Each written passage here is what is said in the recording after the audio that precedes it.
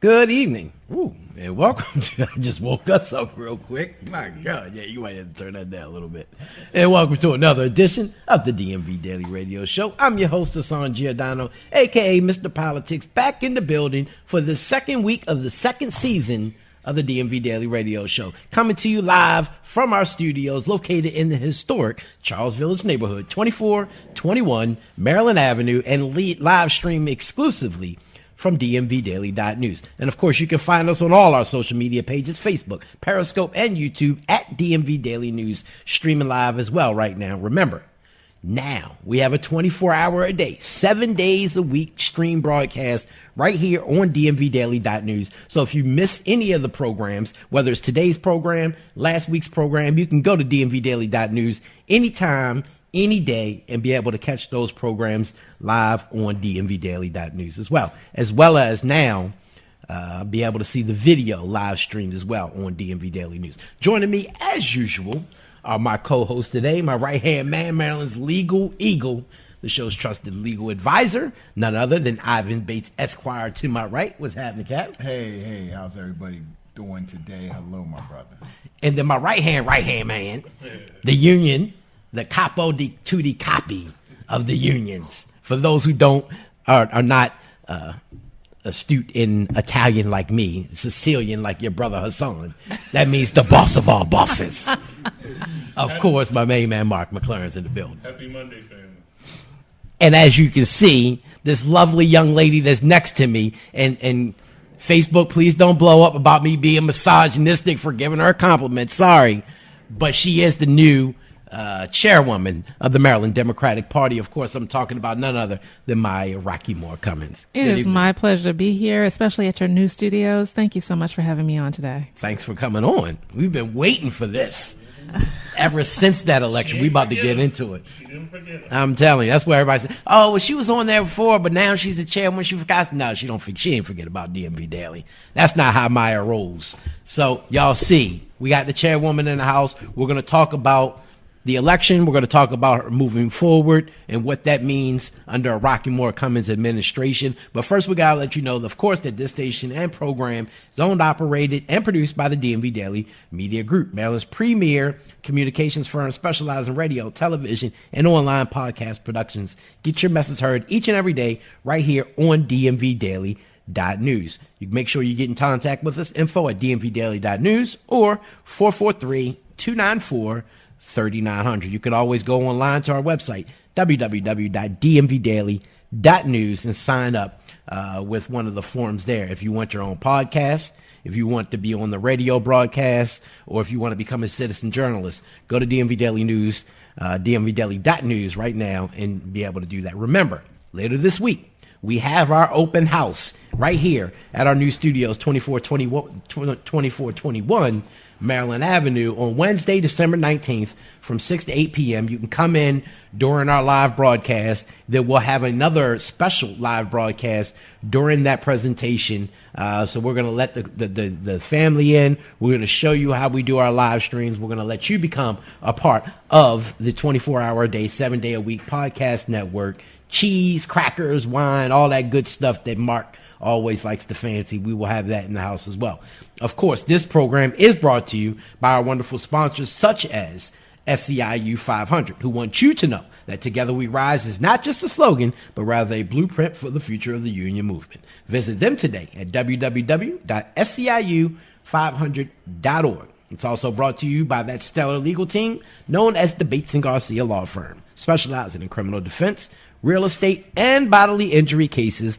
Bates & Garcia is Maryland's legal dream team. Contact them today for your free consultation at 410-814-4600. And last but certainly not least, is brought to you by Politicom Strategic Solutions, successfully helping candidates get elected to office since the 1970s, Politicom has mastered the art of political communications and become Maryland's premier campaign consulting firm. If you're looking to get elected in 2020, make sure you contact them today, 240-242-7505. And of course, if you missed any of that, just go to DMVDaily.news. All of the firm's information is right there on the website. Click on it. It'll take you right to their websites. If you want to join in today's conversation, you can call in or even text in your questions to the panel and or to Maya and get involved in this conversation. The number, 410-819-2370. Make sure you contact us today with your call in or your question. If you're watching on our Facebook Live page, of course, we're always tuned into that. Make sure you post your question or comment there as well, and we'll make sure to include it in today's broadcast. Now, okay, on today's program, again, we are joined by DMV Daily regular, our political analyst and the newly elected chairwoman of the Maryland Democratic Party. Again, Mrs. Maya Rockeymoore-Cummings is in the building. Now, first and foremost, we're going to jump right into this because my first question is this. I was sitting in the back during the beginning of this election that you guys had, and Mark was right on my side or right behind me, and there was a couple of the progressives in the back when your United States Senator, Ben Cardin, chose to get up front and instead of saying welcoming the people, continuously endorsed Kathleen Matthews from the floor over and over and over again, which to me was kind of a party foul.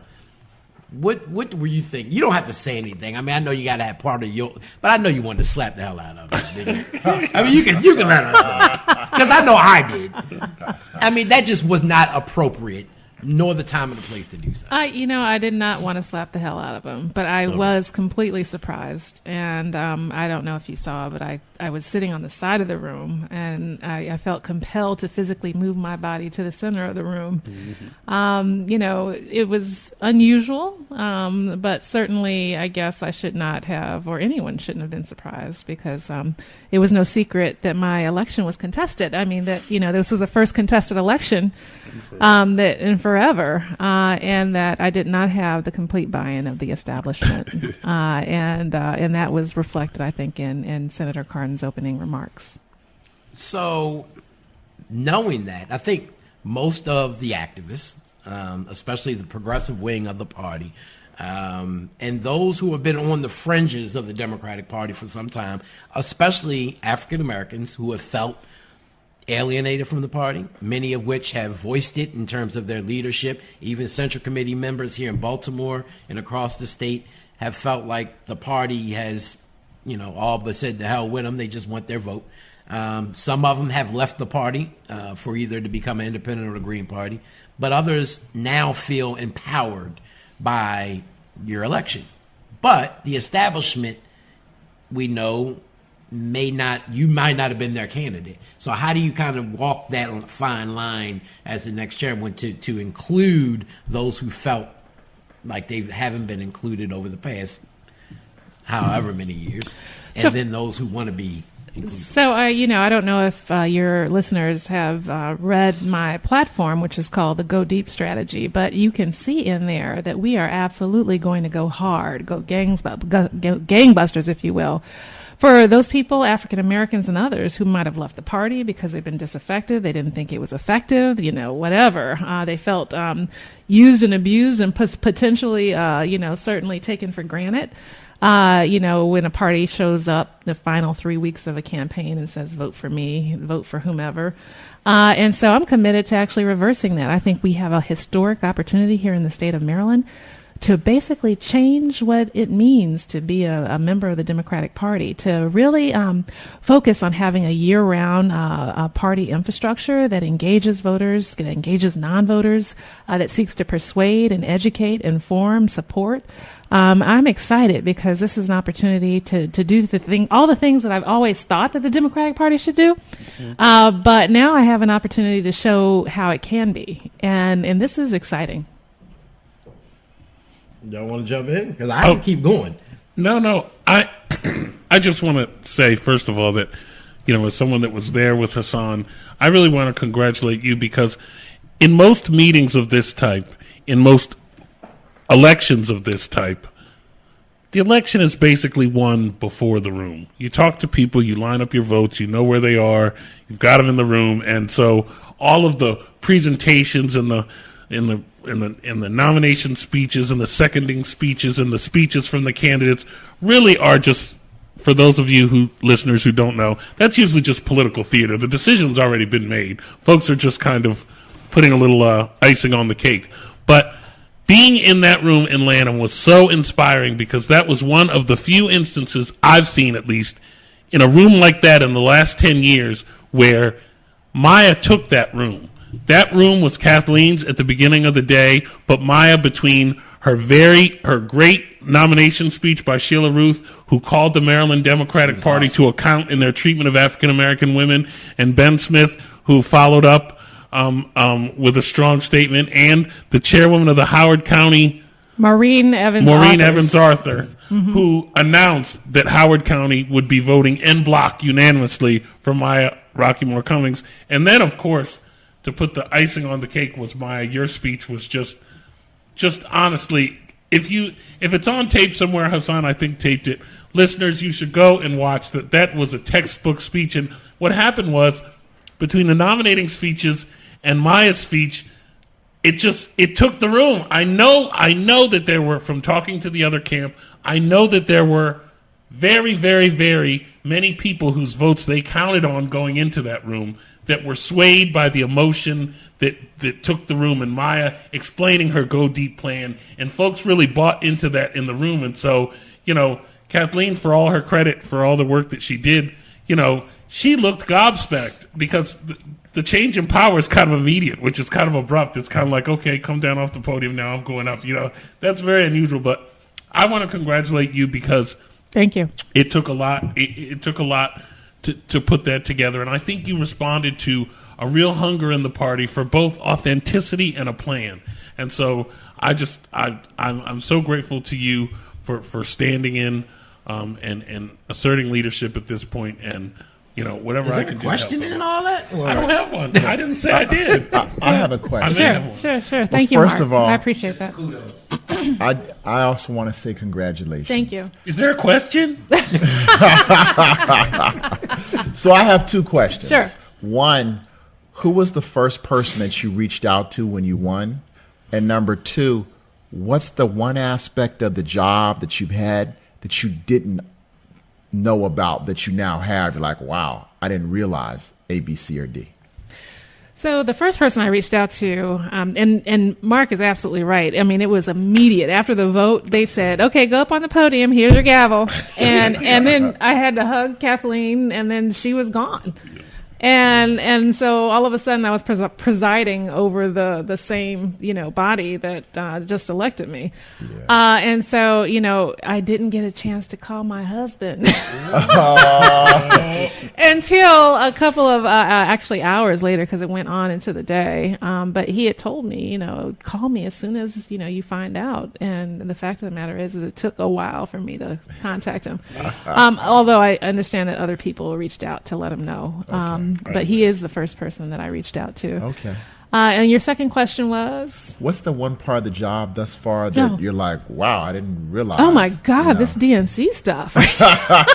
Are you kidding me? Yeah. I mean, I knew theoretically that, state parties are connected to the DNC, but the politics of what's happening right now in the DNC, I think I didn't anticipate that this was going to come up so rapidly, and that, I would have to have a position. So, right now I'm trying to do all the research necessary to figure out what's going on and what's in the best interest of not only the state parties, but the people. And so, the DNC politics, I think, are going to be an added flavor to the job. Well, speaking of the DNC, Tom Perez, Politico, had a story that we posted on DMV Daily this morning. I think theirs came out yesterday.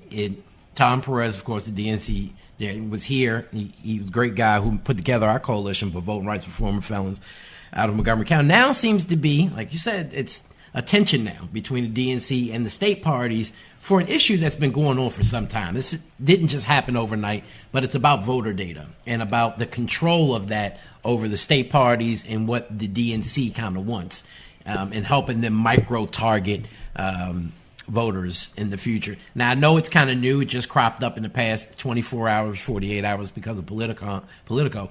Do you have any stance on that? That's, No, I mean, so, no, this is honestly, and I have an opinion about everything, but this is something that's relatively new to me, literally. And so I'm going to, my process for learning is to read all angles, to talk to people, to listen on the ground to how people feel, and then make my decision based on the pros and the cons. And I'll be doing that with this particular issue. But, from what I understand, the National Party wants to, kind of consolidate the voter data infrastructure in a way that makes it easier to share information and to sell information. Mm-hmm. And so then the question becomes, if you go off and create a for-profit entity that kind of standardizes data collection, the kinds of vendors you use, how you sell and how you get data, who profits, who benefits?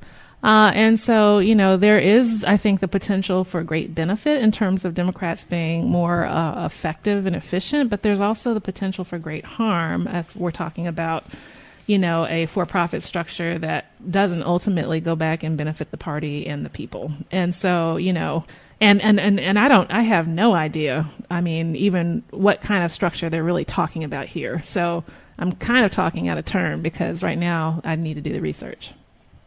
So I want to clear the air, right, so we can get the elephant out of the room, because we talked about this on the show before.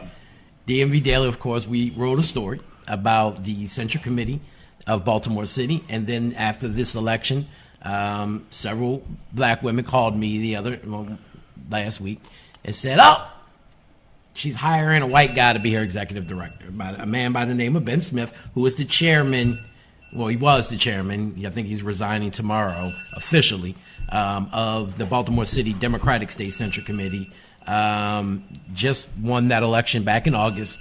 A fiasco happened with a young lady that is a friend of mine and of the show, Felicia Porter. And of mine. A very good friend of yours. She's been a mentee for 5 years. And so these African-American women were a little concerned when they called and said, we've been we are so-called advisors to Maya. We love her. And this wasn't something that we didn't think was the right step. And, just putting that out there, what was your mindset? And again, I think they kind of put me into places, that's your role. You are the incoming chairwoman, so you can do what you please. But to those who may have had an issue with that. Yeah, so it's, first of all, the collective of black women who are a kitchen cabinet, I completely appreciate. They come from every walk of life. They're beautiful people who have poured into me, and I have appreciated the growing relationship that I have with them. I also appreciate their criticism of this particular pick. I actually do feel comfortable with the pick in the sense of, certainly it's the skills have been, he's certainly a political talent, just like everybody sitting at this table. At the same time, the fact of the matter is the party is very diverse. When you look at the staff up there, we represent, almost the rainbow. And so Ben is, he's a diverse pick for, he's a diverse pick for that particular role. That being said, his elevation is the opportunity for someone else to be elevated. And who knows, that person who might be elevated might be somebody that we all love and cherish.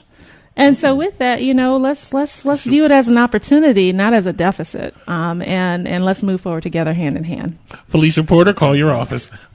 So I want to say about Ben, and I love you, Hassan. You said DMV Daily wrote an article. I just want to be clear. I had no part in that article about Ben and about the criticism around. But you're not DMV Daily. I know, but when you say DMV Daily and we're on a DMV Daily show, maybe people might be confused. They knew I wrote it. You didn't have to say all that. They knew I wrote it. They know. Trust me, I can put somebody else's name on it. They know when I write stuff. Okay. Yes, you're right. Yes, they do. Okay. So, getting back to, I just around Ben, And, I was the person that kind of broke Portergate and the whole switching of the vote at the last minute and all of that.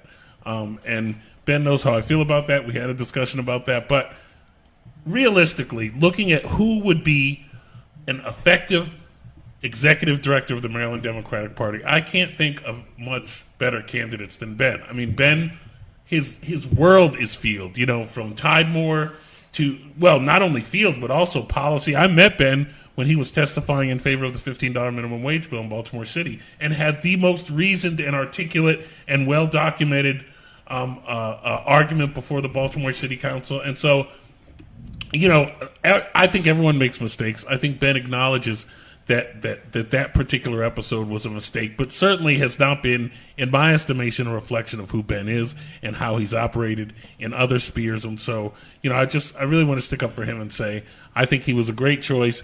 And if y'all are coming to get my over Ben, you got to come through me. Okay. Next question. Nobody's scared of you. You do know. Okay, that's all right. Okay, I'm just making sure that we. I don't want you to be scared. I want you to be aware. He's a big dude. I don't know. Linebacker tackle. Yeah, I have another question. Sure. For those of the listeners who may not be as familiar with your plan, could you go ahead and articulate it real quick, like? Yeah, sure. So So my whole thing is we can't. There are some people who argue, look, Democrats, the blue wave came to Maryland. Democrats won down ballot. There's nothing to see here, folks. Let's move on. And no, it doesn't work that way, ladies and gentlemen. We did lose the top of the ticket, and losing the top of the ticket has real consequences for places like Baltimore City, places like, Eastern Shore, Southern Maryland, Western Maryland. Definitely, it has consequences for people. And so, we can do better. We can win up and down the ballot. This is a blue state. And yet, we can't be satisfied with just saying down ballot wins are okay. And let's give Hogan a pass. And so, I propose a go deep strategy, which focuses on, and deep is an acronym, defining our values, making sure that we're clear where Democrats are supposed to stand. And we're going to go through a platform committee process to create a platform statewide, to identify and articulate our values and the issues that we stand for. Enhance our infrastructure. So the E is enhance our infrastructure. So we actually need to go to another level of sophistication when it comes to everything from training our central committees and providing them with support to technology and communications. I was talking to somebody about that earlier, to data analysis, and, certainly understanding those Hogan Democrats and, messaging and communications. We need to go down to the precinct level in terms of organizing. So there are a number of infrastructure things that we need to do in order to make sure that Democrats can win up and down ballot, not just in 2020, but in 2022 and beyond. The other E is expand the base. And interestingly enough, rural Marylanders feel completely alienated from the Democratic Party. They feel like they have been ignored. They feel like that the Republicans have been allowed to run up the score, so to speak, in those counties, even in counties where the registered Democrats outnumber registered Republicans. And so that means that we're leaving votes on the table in rural Maryland. And we need those votes, particularly to win statewide with the kinds of candidates we've been sending out statewide in the gubernatorial elections and perhaps even Senate. You can't just rely on the 4 or 5 populous counties to carry people over, as we've seen with Anthony Brown and certainly Ben Jealous. You got to drive up those numbers in rural Maryland. And so actually having a rural equity strategy is a part of that expand the base. But another part of that expand the base is having targeted outreach and content for demographic groups that have traditionally been supportive of the party. Whether we're talking about women, whether we're talking about African Americans, whether we're talking about Latinos, whether we're talking about LGBTQ, whether we're talking about unions, we absolutely have to have a targeted, effective communication strategy for reaching out to these demographic groups, reaching out to these partners, certainly those who are voters and also those who are not, to make sure that we're bringing more people into the fold. We absolutely have to expand the base. If we can't count on a certain segment of the Democratic Party because they might be attracted to a Republican in the future, we can certainly discount that splitting of the ticket, so to speak, by expanding the base in a way that makes it a wash. And then finally, protect our vote. That's the P in deep. And protecting our vote. You know, people tend to think that Maryland is immune to everything that's happening around the country, when the fact of the matter is it's not. 86,000 registrations were messed up at our motor vehicle administration, and that nobody called it voter suppression. And by the way, this was Governor Hogan's motor vehicle administration. That's right. Nobody called it voter suppression, but it was. Right. People got messed up in terms of their ability to vote in the primary. We had, ballots being run out in Prince George's County. We had, voter suppression happening in Charles County and other places. I mean, literally, we have a Russian investor sitting on top of critical parts of our electoral infrastructure. Even as the front page of the New York Times today reports on the Russians' influence in our 2016 elections and how they targeted African Americans especially. And so we need to actually be serious about protecting and making sure that we have a secure electoral system in advance of the 2020 elections. So in a nutshell, that's what Go Deep is about. These are the things that we have to do in order to get better as a party and to grow our base, but certainly to make sure that we win the future. Well, can you get a new chairman at the Baltimore City Board of Elections? Because that fool has to go. Well, you know who makes that decision, don't you, Hassan? Yeah, the governor. Your good friend Larry Hogan. Actually, Why don't you give him a call? Him. It's actually the board, the 5-member board. Let's get it right. Now, he does appoint that board. Yes. And they're 3 out of the 5 are Republicans. So they can oust him. But Democrats put him in there. Okay. So don't put it as a Republican thing now. Well, because he was put in there under the O'Malley administration. Okay, but if we're going to address him being there now, who should we address? Should it be... We should address our party leaders, like our chair, to put pressure on the governor, to put pressure on the board to make that switch. Because the chairman of the Maryland Democratic Party is best positioned to pressure Governor Hogan about no problem. Oh, yeah, absolutely. I'd be scared of her if I was the governor. You must not know Maya. I'm telling you, I don't think Hogan wanted her in there. I don't think Hogan wanted her in there. Nice try, Hassan. So we want to go to real quick. I want to go because Kelly Fox on our Facebook feed and Jay Twin, I want to combine the two. Basically, they say the perception that the party is a bully pulpit for incumbents only. How do you overcome that? And what actually changes that seems to be the norm? Yeah, so we're actually establishing a training academy. We're training operatives, campaign staff, digital media experts. We want to train people who are interested in running for office. And so the fact of the matter is that while they might not, take on incumbents or whatever, the fact of the matter is we're an open party. And that is what I'm trying to convey, that we're seeking to create more on-ramps to participation in this party. We have a lot of work to do. There's a lot of work to go around. I mean, we need volunteers at every level. We need people who are interested in the civic process, and we need them engaged because we have to defeat Donald Trump in 2020. Yes. And I can't say that enough. He's going to be holding on to his seat for dear life because it means the difference between him going to jail or staying free. And so he is going to pull out every stop in the book, if you will, to try to win 2020. He did it in 2016 with Russia's help. Who knows what he's going to try to do to manipulate the vote and manipulate public perception in advance of 2020. We need everybody to be all hands on deck. And so, a training academy is one of the aspects of this, but other things will be in the works as well. So I'm particularly excited to hear about the D in your Going Deep plan, and that is kind of defining who we are. One of my frustrations has been that, in Maryland, because it's such a blue state, even people who are really Republicans run as Democrats to get elected. And part of that has been served by the function of, we don't have a platform. The Maryland Democratic Party, there's nothing to call anyone to account for. People were outraged that the Senate Democratic Campaign Committee was sending mail into districts that were touting the fact that their Democratic incumbents worked so well with Hogan. But part of the challenge in challenging that process was that there was nothing to hold those folks accountable to, be it the Senate president, be it Senate Democratic incumbents, be it House Democratic incumbents. One of the things that we've done at SEIU is challenge some of those folks in primaries. But, Mike, can you talk a little bit more about the process of putting together a platform that at least makes clear that when you're deviating from that, you may still be a Democrat, but at least it's acknowledged that you're going against what the party has collectively decided. is there a process for folks to get involved in Yeah. that platform process, and what Yeah. have you? I know you've been there all of 3 hours, but Yeah. can you talk a little bit about how to get it? So it's gonna be a protracted process, probably about a year in length. It's starting with community conversations, kind of going around, listening, engaging people, getting a sense of the issues.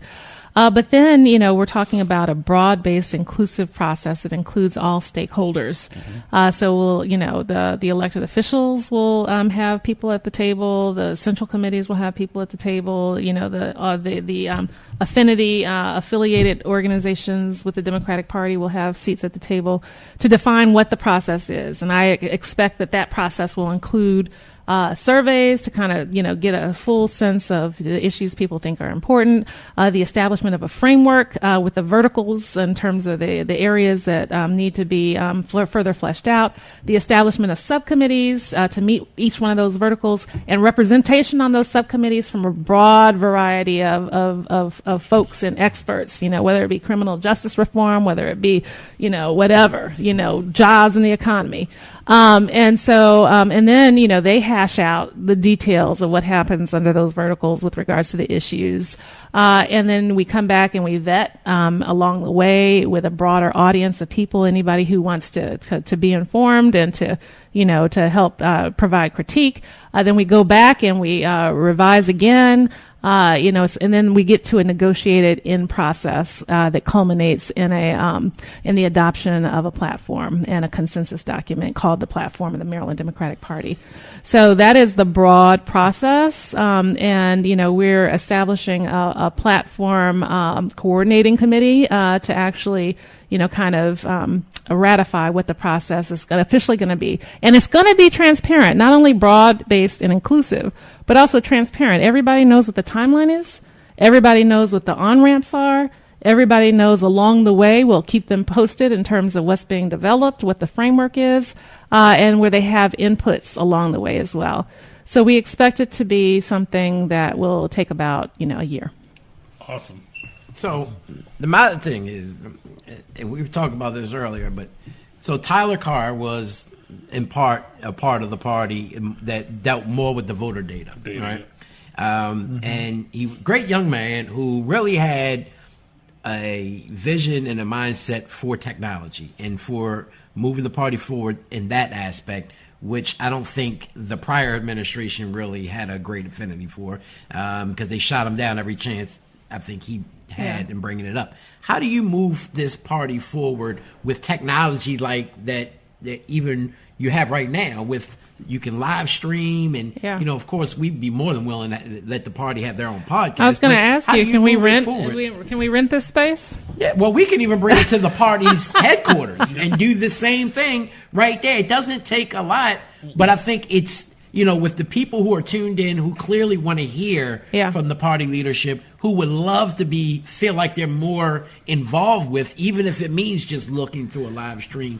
How do you guys, kind of we actually are planning. It was a part of I mentioned getting up to speed 21st century communications, and it will include podcasts, Facebook Live. I'm completely accessible on social media, and look forward to continuing that conversation with the public, with Democrats and others. Somebody wrote me the other morning at 5:30 in the morning. It's probably Hassan. You ain't lying. Complaining about the lack of disability access at Democratic events and with materials. And we're adding her to, we're forming a working group around disability. I want to be and plan to be an open leader in terms of communications. We're looking to go gangbusters on 21st century communications and technology.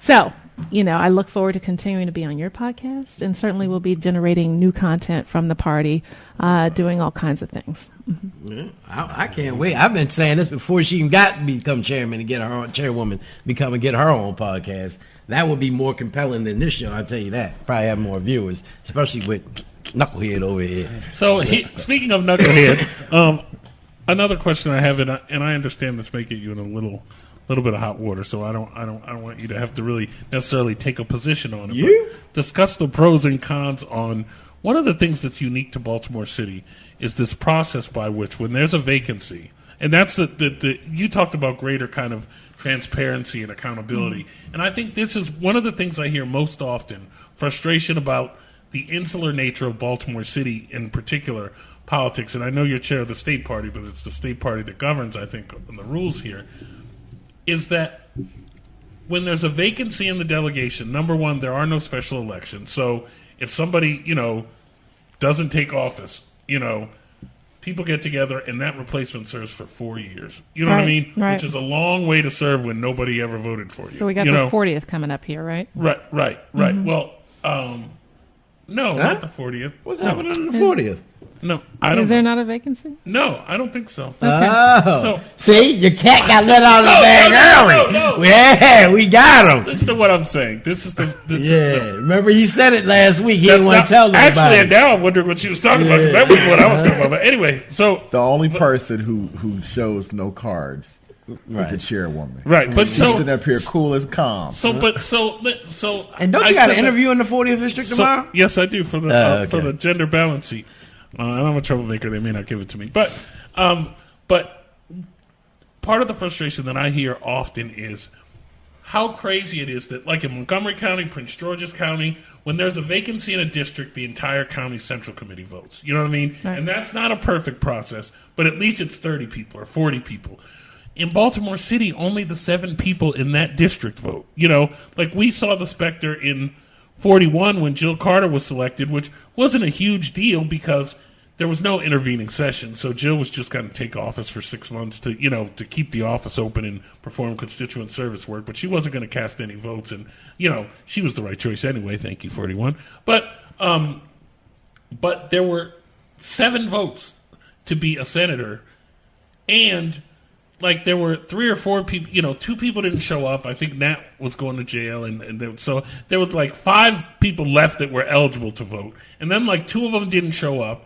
And then one of them kept abstaining. So the vote literally was 1-to-1 for 5 or 6 successive ballots until they had to break up and send both names to the governor and let Larry Hogan decide between the two. And you saw in the 40th district when Catherine Pugh became mayor, part of the problem was Pete Welch, who had been thrown out of office, wanted back in office in that seat. And his daughter and his sister or something, there were 2 of the 7 votes, last name were Welch. You know what I mean? So You got a we question? could talk a little bit about the process for how do we make Baltimore City, or how can we get Baltimore City to follow the lead of other jurisdictions in opening up this process? You shouldn't be able to be a senator for 4 years based on 2 people voting for you. Yeah. So, the whole notion of standards and professionalization of central committees is a priority. It falls under the infrastructure portion of the Go Deep plan. And so, frankly, those rules have not been standardized across the state. And certainly we'll be taking a deep dive to look at how to do that in a way that, somebody said, I ran into somebody the other day, they said in a meeting that, that central committees operate like a private club in most places across the state, and that it's a process that's not very clear or transparent to the public. And so, that's not how democracy should work. And so we'll certainly be taking a look at how we standardize these processes. Awesome. And this Do will you be have the a perfect favorite time. for the new chairwoman? I do not. I Come on now. officially have no position. So let me ask you something. Your Because position is you congratulate the winner. That's exactly right. and that'll be next month. And after tomorrow's meeting, Wednesday's meeting, by the way, we'll have a couple of the Central Committee members on the show the week after, and we'll talk about some of those candidates who may be running, who will be joining us. But good. Let's do that. yeah, it's already. I'm telling you, that's one you want to pay attention. But here's the thing. Back in the days, right? Back in the days when your husband Elijah was a part of that political machine. I mean, not saying that he's not now, but back then they had a black leadership that would get into the back rooms, particularly the Afro back then, and they would kind of say, you know what, we're not going to have all this infighting during the primary. This is the people that we want to kind of run in this seat. How does the party get away from having all of the party infighting during the primary season? Is there a process? I know you don't want to intervene to kind of exclude people from running, but is there a process that you guys can get so you don't have 12 people running in the primary with a well-established Republican waiting in the wings with a bunch of money because the party wasn't able to get in the room and say, maybe you should sit down for 4 years and kind of let this person, or is that kind of getting too... So I think that the days of the smoke-filled back rooms are over. Yes. Mm-hmm. I think that we saw that with regards to the governor's race. All 8, 9 candidates, and I was one of them, and I was happy to be one of them. So I stand for democracy. Mm-hmm. We saw that with this election for party chair. Certainly for. As far as anybody could remember, there had been a chair that was selected, and people had to accept. There is something to be said about democracy, particularly at this moment in the time in the history of the country, when we have a president sitting at the top of the food chain, so to speak, in the White House, who is intent on disassembling the democratic process in our country and undermining our democracy. So there's value in people wanting to be engaged. And so the party needs to encourage that and support it. But that does not absolve candidates from making sure that they are strongly positioned, if they win, to move into a general and to win. Yes. It does not absolve candidates from doing everything they can to fundraise, to make sure that they have resources, to doing everything that they can to, do outreach and voter engagement, doing everything that they can to turn out voters. So, the fact of the matter is that, there might be a crowded primary.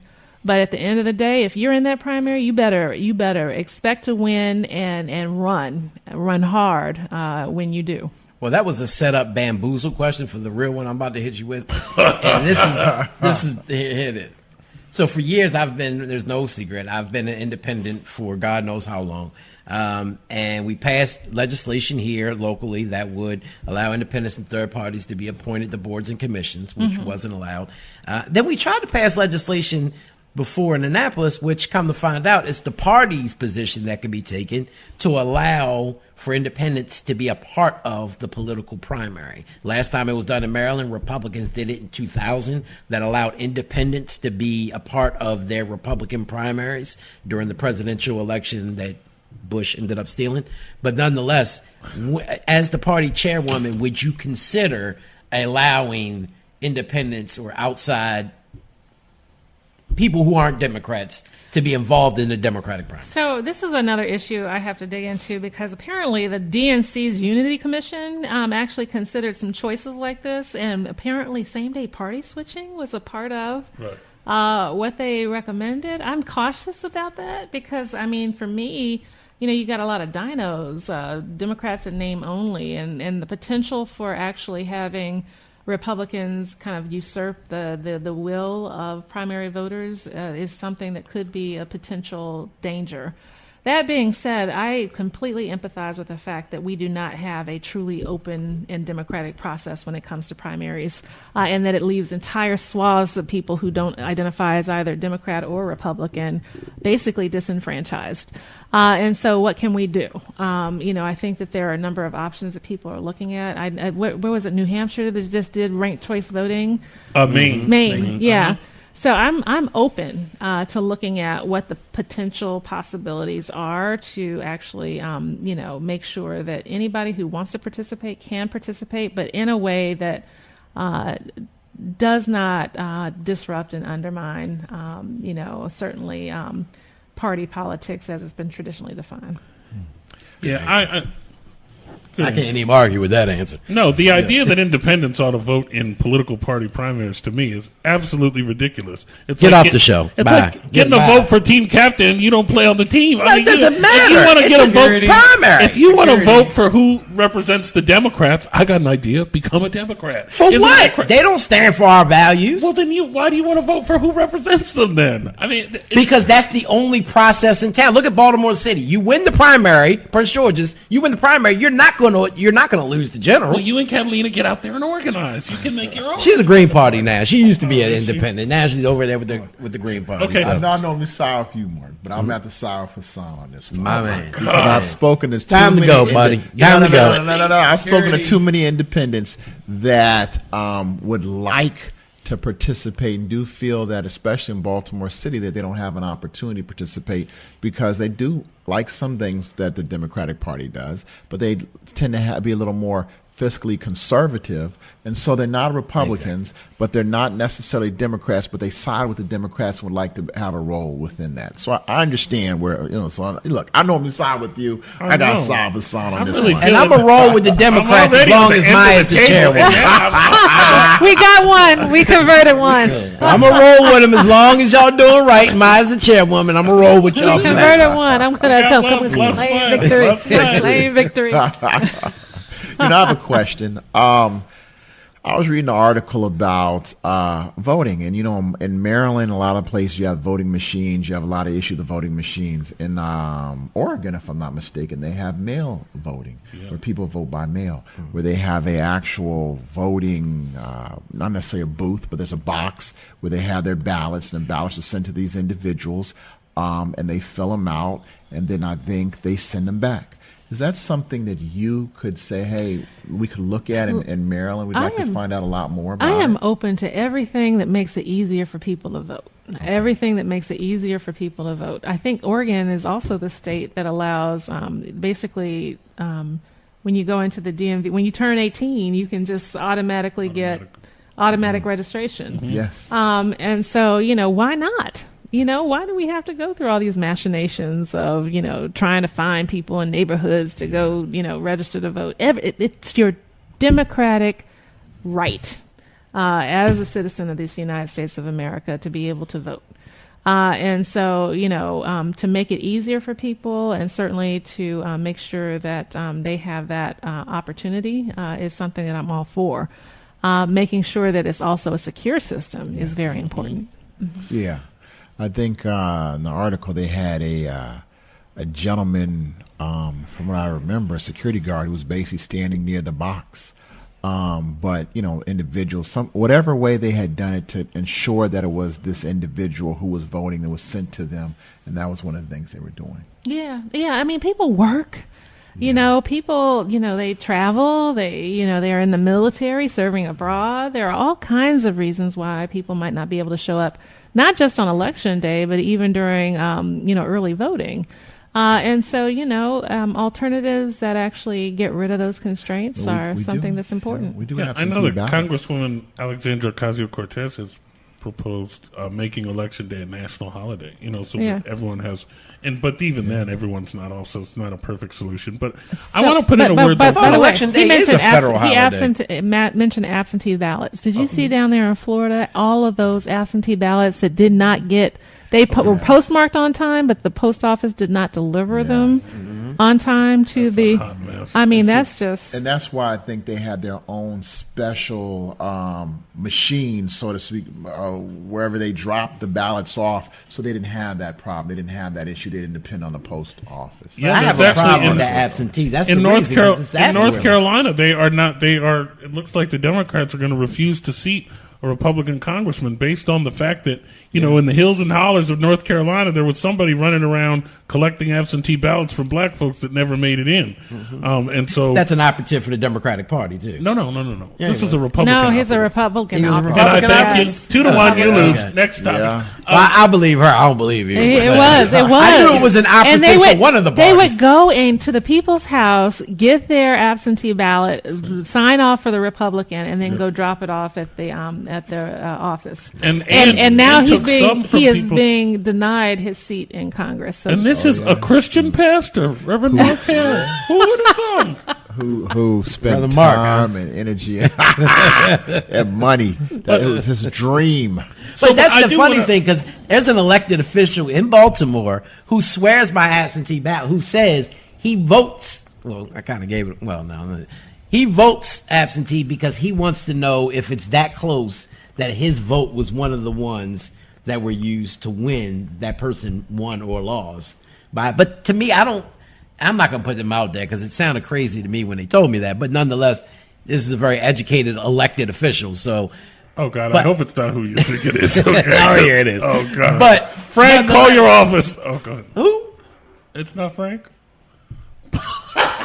Look, you going to leave my Conaways alone. I'm telling you. Okay, I'm sorry. Frank going to bust your ass. I knew it wasn't him when you I'm said he telling was real intelligent. I said, well, he must be talking about Well, something he else. is very intelligent. You got to stop railing on that. I'm telling you, lucky his father ain't around. Because his father will bust a cap in your ass if he sees you. Well, that's all right. Go ask Adam Meister. He learned the lesson the hard way. As long as you don't get my good leg. All right, go ahead, man. Ask a question because you made me forget what I was about to ask. No, I want to stick up for, as much as I want to open up the franchise, there really is something uniquely communal about voting, too. One of the things I don't like about Washington State is they've moved to all mail voting. Like, you can't go in.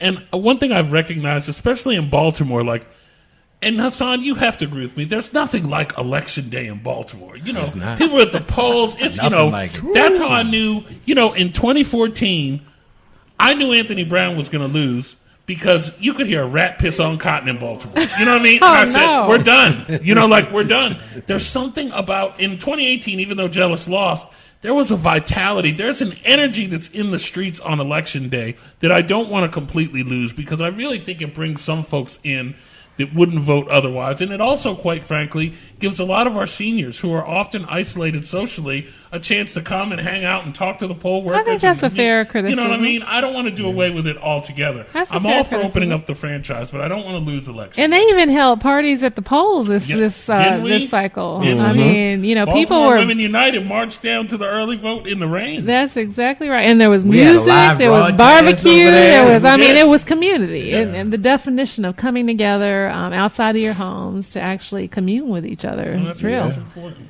Well, gentlemen and the gentle lady, we have a caller on the line. Brother Will Hanna is on the line. Brother Will. Sweet Jesus. Brother Will. You ain't gonna stop till somebody bust you upside your head. Boy. That's I'm all telling right. you. Will Hanna gonna be the first one to do it. Hey, Will. Hey, Will. Where's he at? He was there. Hey, Will. Maybe he's hanging up to come bust me in my hand. I'm telling you, he's coming for you. Okay. Well. All right. Will, you there? All right. For some reason, we don't have We'll call us right back. We're going to drop you. Call us right back. Okay. Well, maybe he dropped it. Look, you know, I have a million questions, so I have another one. What's one of the programs that your predecessor did that you thought was something positive that you would like to keep? She's got a trustees program. So we're seeking to diversify our funding base. We want to do small dollar donors. We want to do, unique programming that brings in mid-level dollar donors, et cetera. But she has a trustees program that are, more like the high-level donors and some institutional donors that, she doubled or tripled in size. And so we're looking to continue that. We're looking to grow it. We're looking to, make sure that those people who are willing to invest in the Democratic Party, feel like they're appreciated and a part of the process as well. So I think that was an excellent thing that she did. And people should know that Kathleen is actually a friend. She actually tried to recruit me for this before she changed her mind and decided to run. And I was just like, I ended up running against her. She said she never thought I would run against her, and I never thought I would run against her, but I did. But we're still friends. I went up on the podium after I won, and we hugged each other immediately. We're over it. We had coffee. I look forward to. She's agreed to, continue to be a part. So it is what it is. That being said, I respect her. Okay. And I'm seeking to build on her legacy. Okay. All right, let's try this again with Will. Will Hanna, you there, sir? He must be calling from Park Heights. Calling from Will Hanna. Calling from that burner. In the Fighting 40th. He calling from that burner. All right. Well, I can always ask more questions. What do you got for me? What do You you know, got for me? you talked about the donors. One of the things that I'm always not concerned about, that I always think is very interesting, people follow the money. What is actually your plan in terms of increasing the funding for Democratic candidates? Increasing the funding for candidates, I mean, or for the party for the to party, support for candidates? the party to support Yeah, candidates. so You should be a lawyer. You really listen to the. I was interested. I was tempted, but I went the political science route all the way through. You could still go back. No, no debt for me. I'll tell you that. No. Anyway, so this online low donor thing, focusing on campaigns, that it's not just about raising money. It's actually, this is a way to engage and organize. And I think that it's important. I think it's overlooked. It's often, thought of as something that, is a nice add-on, perhaps, if we ever get around to it. But I actually think it's central to not just fundraising, but also to party organizing. Also, I'm looking to do some special things around the state, going on, doing special events with people that people want to see, and having, mid-level kinds of contributions while people are getting edified by, people they see on TV. They won't pay a few dollars to come see and have a discussion and engagement. I even want to do policy conversations that I think would be attractive to people who are willing to pay, maybe $15, $20, $25 to come in and have conversations on certain topics. So, all of these things are ways to raise the money that we need to actually drill down, build that infrastructure, and support candidates, and make sure that we win against Donald Trump, the Republicans, and win the future. Jason, switch the wires out on the side of the laptop. Swap out the two black wires.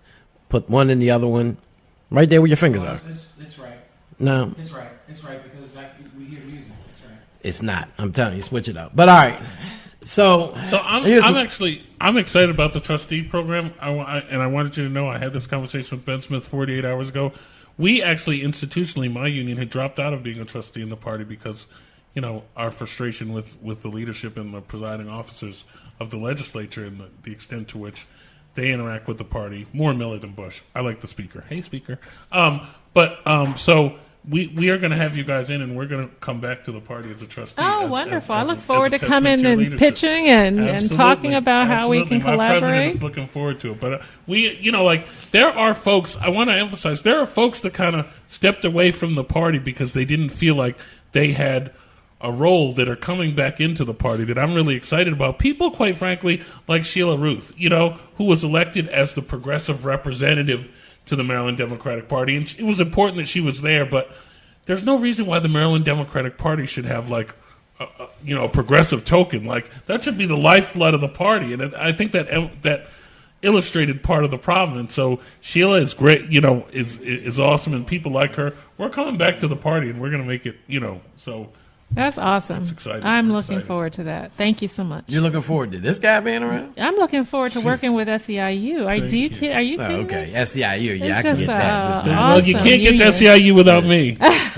Oh, yeah, we got $11.99. Ricard, where you at? Good luck with that. But so that I think you kind of answered my question. Oh, Sheila was listening. Hey, Sheila. Oh, Sheila online? Hey, Sheila.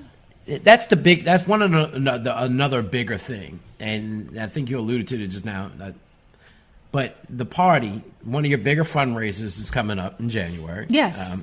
The legislative luncheon. Mm-hmm. And I understand that's a bigger fundraiser. But throughout the year, the party and elected officials typically have these high-end, high-dollar amount affairs that average working people can't put up $100 or $500 to come to a dinner.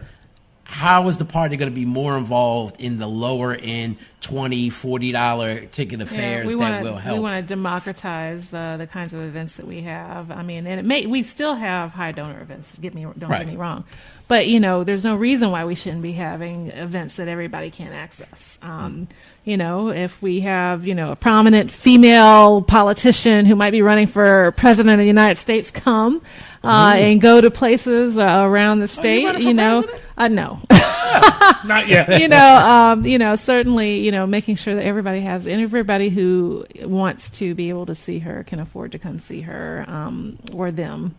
is something that we're committed to. And so, democratizing that kind of access, not just here in the state, but also at the convention. Yeah. So when, 2020 is a big Democratic convention, and I don't know where it's going to be. I understand that there are several places that they're considering. But that being said, making sure that there are different price points, activities for folks at different price points to participate in is something that we're committed to. Okay, oh well, so you're about to find out. You're the chair during a convention year. You're going to have to change your cell phone number because everybody's going to be saying, "Can I get a room? Can I go?" But that's the bigger question. Baltimore founded the convention, right? The Democratic convention, party convention. Yeah, Baltimore City founded, and in the first 3 out of the 5 years, it was held in Baltimore back in the 1800s. But we don't have Democratic conventions here in Baltimore anymore, and the party doesn't have conventions as a whole, whereas though the Republican Party has their convention, even the local state parties have their convention on a regular basis every 2 years or 4 years. I went to the one in Philadelphia. I was a delegate. No, not the DNC. I'm talking about the local convention. Oh, so I'm glad that you brought that up because we want to once we get to the end of this platform process, it's not just going to be some backroom deal. I mean, we want to actually do it at a convention. Okay. And so we'll be looking to organize for that as well. How you mean to tell me the Union Man don't know the history of the Democratic Party and its conventions? Well, back then I would have been a Republican. So, there was a historic realignment during FDR where I would have been a Republican. Get out of here. The other thing is, let's be clear. No major party is going to have a national convention in Baltimore because we do not have the hotel room capacity. No, I'm not saying a national convention. I understand that. We can get to that point, though. I think we're way far away. Yeah, we definitely are, and we probably need a new administration on multiple levels to get there. Wait. Other than the party. Slow your roll. But I'm just telling you. Yeah, we fixed the technical issue. Hassan, stop touching the equipment. Did you switch the black cords? Did you switch the black cords? Yeah, I switched the black cords. Exactly. I told you I screwed it up. You didn't want to listen to me. Brother Richard. Richard. Hello, son. Welcome to the DMV Daily Show. Hey, Richard. It was good. Congrats, Madam Chairwoman. Thank you. I'm rooting for you, and I think you'll be a great partner for working with, especially with Baltimore City. Ivan, you've asked a really awesome question. And Madam Chair, here's my question to you. Okay. What do you think in your role? Richard, talking to your phone. The state party chair. Can you hear me better now? Yeah, you sound like you're talking underwater, bro. Yeah, you bet. Okay. My bad. It's my basement doesn't have good connection. I apologize. Madam Chairwoman, what do you think you can do in your role to fight the official Democratic Party sample ballot? Oh.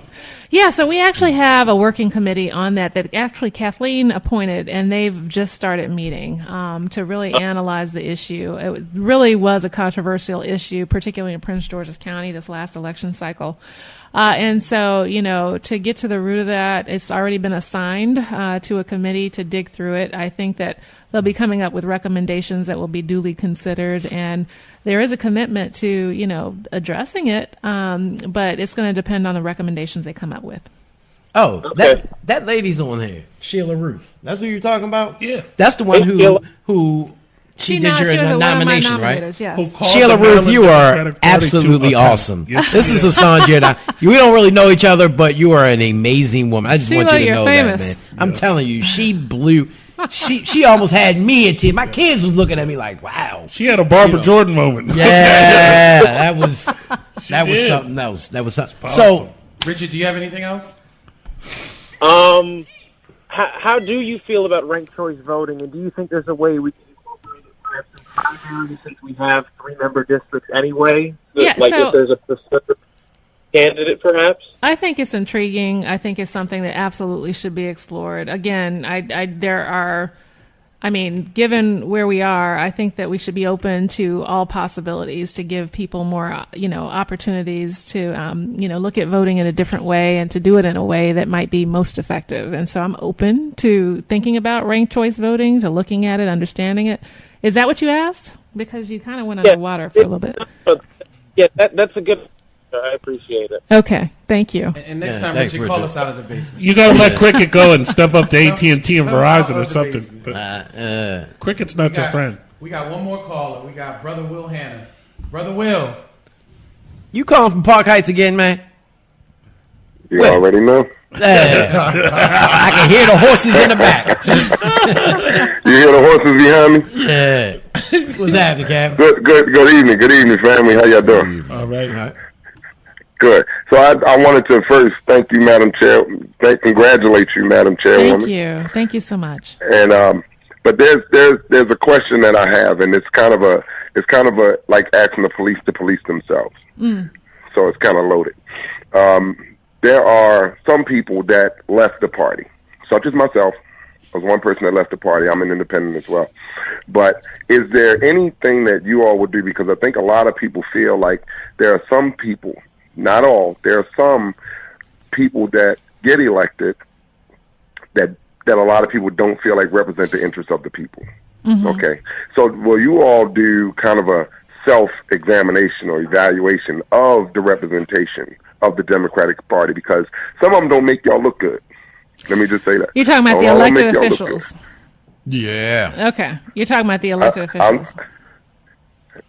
I'm talking, and I think I know there were some names mentioned not too long ago, but I'm not going to name names. I'm just saying everybody doesn't make the party look good, and it does somewhat put a stain on some of that representation and what it should look like and what it should feel like. Yeah. So you had people that left the party for some of those very reasons because they didn't feel like the party was representative of their interests or of their views or of what their community actually needed.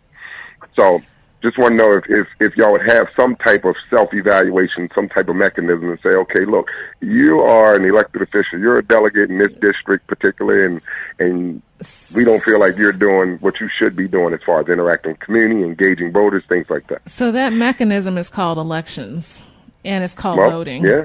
And so that is the referendum on every elected official that we have. It's the opportunity for voters who are feeling ill-served, for voters who feel like that representative doesn't represent them, to speak out, to organize, to take out anyone they feel doesn't align with their values.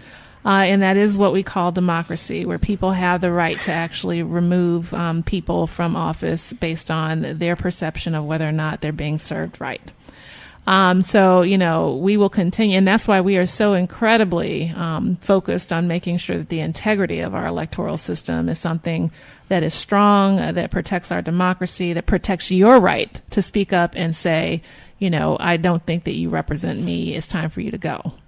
And then in terms of the quality of candidates, I would argue that, what we're seeking to do in terms of training, and there you go. That's where I was going there. Yeah, that's where I was going. Is we want people to be involved. We want people to want to run for office, but we also want them to be quality, to know that it's not about showboating. It's about service. At the end of the day, these titles aren't just titles. You are there to do a job, and that job is to make sure that people are served, that the communities are running well and right, that you're voting on the issues in a way that supports your households and your communities. And so that's what it's all about.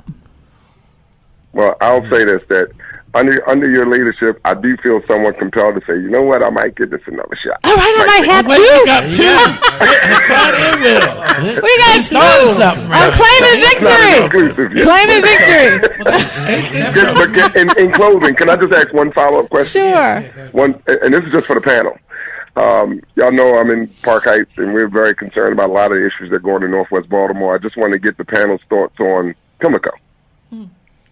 Well, we just talked about that last week a little bit. I'm sorry, I missed it. I'm sorry. Well, you can always go back. DMVDaily.news is 24/7 when we get off. But we're waiting for you to come do your podcast here, by the way, too. Yeah. I'm en route. Whenever you give me, whenever you tell me. All right. Well, Wednesday's the open house, 6 to 8, 2421 Maryland Avenue.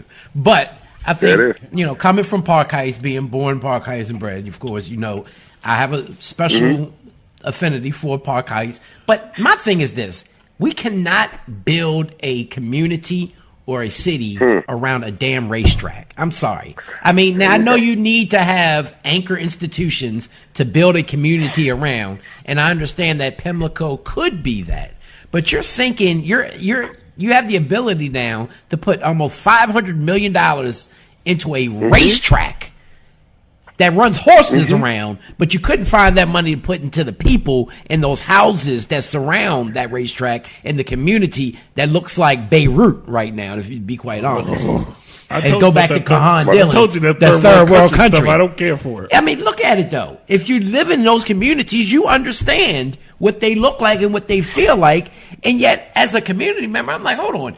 Y'all can find $1 billion for casinos and $500 million for some damn horses, but you can't find $2 million to give Pookie and them a job to be able to sustain themselves and their family. Something is seriously wrong with that whole dynamic. Now, that's an overall perspective.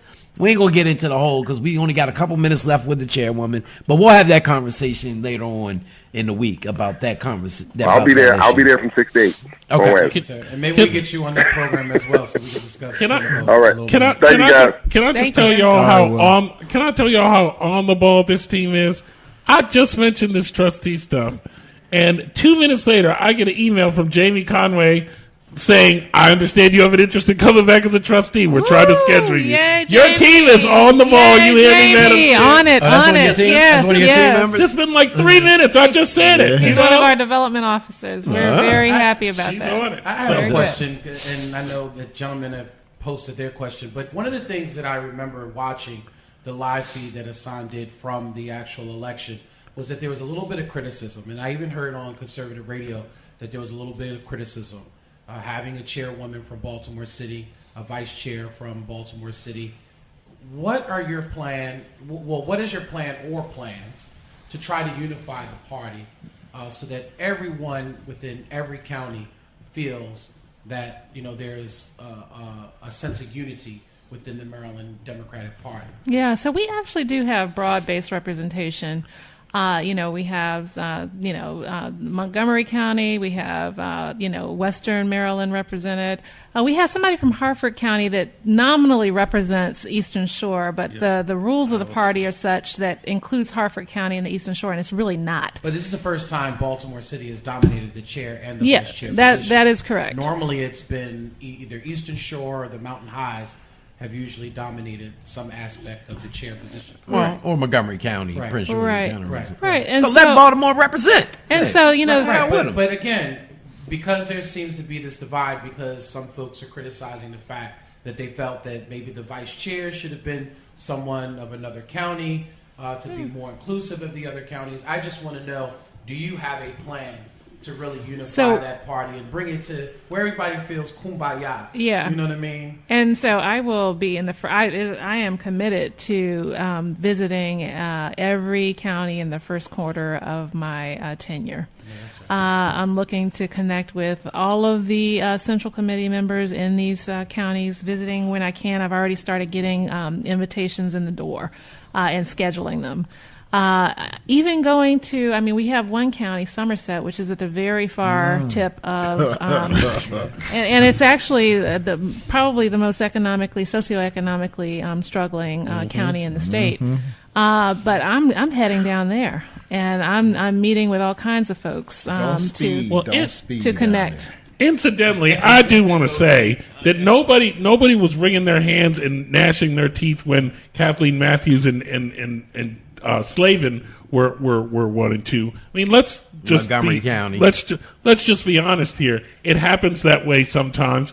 That Maya's candidacy was kicked off by the chair of the Howard County Democratic Party. She may be a Baltimore City candidate, but I would argue that she's a Baltimore regional candidate. And it's not the end of the world that there's a chair and vice chair from the same jurisdiction. If it didn't bring the end of the world in Montgomery County, then it won't when it's in Baltimore City. And I say that as someone whose members 2/3 live in Montgomery County. And check this out. We ain't your stepchilds no more. Baltimore City's taking our power back. That's right. So get over it. We got Hassan and Will Hanna back. We coming to take over the world. And you don't have to worry about speeding or anything in that county, because I'm telling you, you have the law offices of Bates and Garcia. I have a lawyer. Okay. Just gotta throw that plug out. Very good. Thank you. I can tell you I've been out there many a day with court. Good gosh. Speaking of the past administration, and it's no negative, there's no knock to it, but Kathleen and them put a lot of emphasis and focus on women running and being a part of the political process. Absolutely. As well as Odette Ramos and the Baltimore Women United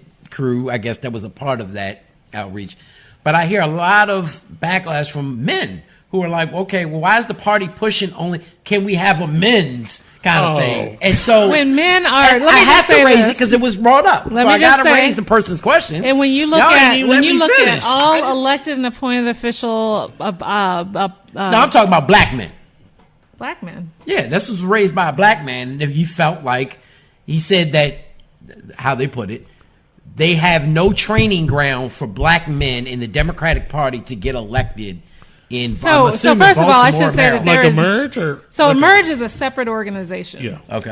It is not officially a part of the Democratic Party, and that is, I think, what you're referring to. It's a training ground for women to learn how to run for office. So that's not the Democratic Party. That being said, that we are looking to actually have, training, as I mentioned, a training academy that does encourage people to run for office. We don't envision it to be gender specific. We welcome everybody, but at the same time, I got to say that women need to bum rush this system. Yes. Mm-hmm. Every level of democracy. When you look at the elected and appointed offices across the country, men are still more than 80%. Men hold more than 80% of all offices in this nation. We don't have any female congressional members of not a one. And so, and it has consequences. It has consequences for policy. It has consequences for what happens on the ground. It has consequences for criminal justice. Yes. We often talk about, African Americans not getting a fair shake in the criminal justice system, but women get a raw deal in the criminal justice system. And so with that, I do think that representation matters. I think that women running for office, taking office, holding office, and doing well at it is incredibly important. And I will continue to support and encourage women to become involved at every level of government. Antoine, don't get me in trouble. I have cried a river of tears about black men's inability to get elected to office in black communities. It's just awful. Well, and we ain't worried about what you cried. And especially the history has been the Democratic Party as well as the Republican Party has always been a male-dominated. Every white male-dominated. It still is. Even as far as leadership is concerned. White male-dominated. Let's get that. Even black males have broke and African-American elected officials are dominated by males. Right. No, they are. Okay. Black males. So why do they need a special training program? It's called Life College. But since we brought up gender, can we actually address this? Because I know that you've had some criticism about some articles that you've written, and I'm sorry for calling you beautiful. My bad. I just want to say this, that women's struggle for equality in this country has been very hard fought. It's been as hard fought as African American struggle for equality in this country. And so women are still in the process of becoming the leaders, becoming, a part of the process in a way that where their perspectives make a difference across the board. And so, women feel very strongly that equal treatment in the process is incredibly important. So the criticism you got was just a reflection of, the whole notion. Would you call Elijah Cummings beautiful? Not a chance. No. Would you call? I'm beautiful. Would you introduced me today as Mrs. Maya Rockeymoore-Cummings? Now I don't. But take if I offense said to that. Ms., I am Mrs. Rockeymoore-Cummings. I am. I'm also Dr. Maya Rockeymoore-Cummings. Oh, wow. And so, certainly there. I'm certain that some women probably took offense at that, knowing what my I introduced education you is.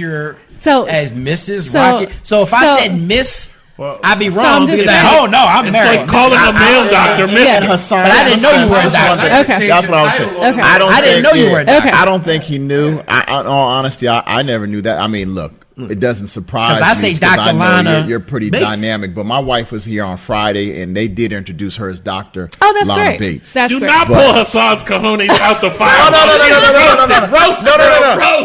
I'm only on that one particular issue. Now the other part, 99%, he on his own. Let me tell you why this is so important. It's so understand important what because about. when they come after him and they do it wrongly, like in inappropriate ways, but when they come after him, his response is always, I don't have a problem with it. side's okay with it. So I'm glad that you addressed it in that way to say, no, I personally don't have a problem with it, but I identify with what they're saying. And the need for equal treatment. And you all should know this too, that a part of my history, yes, I mean, I grew up in a family that was all about civil rights, but part of my coming of age, I taught women's studies at Purdue University. I taught women's studies at the Women in Politics Institute down at American University. So the whole gender analysis is absolutely part and parcel. It's intersectional with the race analysis and the class analysis in this country. And it informs how I think about the world. So I completely understand the criticism, and I'm just trying to give you an understanding of what's behind it. Mm-hmm. Now, I appreciate trust that. me, my wife had broke that down to me earlier, so I definitely knew in that regard. But I never realized that you were a doctor, and that's another one that just sits down and says that you're more amazing than I think people even realized, in terms of your background. My last question I was going to ask you really had to deal with that, because I know you've had an amazing business on the private sector. Now we know about you being in the field of education. What one specific experience do you think has really allowed you to take the leadership? Because the one thing I can tell just listening to what's going on, you are very organized, you're very focused on the task and going in the sense, the way that I can see this organization coming together. And what was the one experience that you had that you're like, you know what, this has allowed me to be able to take this organization to that next level? One experience. Or it could be a couple. So running Global Policy Solutions has actually allowed me to actually get the skills. I mean, the coalition building skills, the consensus building skills, the the analysis and research skills, the people skills. Working with policymakers at every level of government, working with advocates as well, working in the trenches on the issues. I mean, that opportunity where I've basically led this organization for the last 13 years has really kind of given me that kind of opportunity. And one in particular, I led a $16 million initiative for the Robert Wood Johnson Foundation called Leadership for Healthy Communities. Okay. And in that role, I was basically responsible for a nationwide effort to work with state and local elected and appointed officials from across the country. And we did it through organizations like the U.S. Conference of Mayors, the National League of Cities, the National Conference of State Legislatures, and the National Association of Counties. For 10 years, I basically led these organizations in their efforts to promote healthy eating, active living, and childhood obesity prevention around the country. Everybody, when they think about childhood obesity, they think about Michelle Obama. I was there when Michelle Obama first got to office, took a package of materials. Elijah was invited, and I tagged along with that first Super Bowl party that they held in 2009, February 2009. Took a package of materials to her on childhood obesity, and she took it up, and she was phenomenal. But that is, I think, a leadership role that really allowed me to kind of dig into the issues, spread my wings, and really, kind of learn how to corral, work with, and collaborate with people from across the spectrum, Democrats and Republicans. 16 million. Well, look, DMV Daily's doing our fundraiser. It ain't 16 million. You can give us 10% of that. We need to hire you as our financial consultant to raise that money. Or Jamie Conrad. And I got to apologize to you and the audience. So first, I left the E out of your name. And then I didn't give you the due respect of calling you doctor. So I did change it. The lower thirds now say doctor. Well, you just bad as Mark. Y'all just bite butts. And I don't see my goodness, wipe the brown off y'all nose. My goodness. I think the show is over at 6:30. I didn't think there's anything wrong with it. I think Ivan's a very handsome man. I think Hassan's a very handsome man. Okay, but I ain't saying you wouldn't put it in an article about him. I know I would. Mark, when you put a tie on, you're a very handsome man. But I would say Elijah Cummings is a suave gentleman. I ain't got no problem with that. I'm fine. He's an amazing man, and I'm honored to be married to him. But I'm looking at your screen. I'm seeing people I know. Fatmata Berry down there in Montgomery County, Sheila Ruth, DeWanda Farm. This is awesome. DeWanda Farm. They've been here the whole time. DeWanda, get off my feet. Zeke is online. Oh, my God. We got a bunch of them. Hey, Zeke. All in. They've been in there chiming in the whole time. Elected officials and everything. Hello, everybody. Thank you for tuning in. It's been great. Thank being you on for the coming show with on. you. Yeah, Thank you so much. Thank you. And remember, tomorrow, Tell the Truth Tuesday. You know what time it is. But remember, new promise begins with a new day. Therefore, the promise of tomorrow is greater than that of yesterday. Free Keith Davis. Oh, that was a good one. I love I that show. enjoyed it.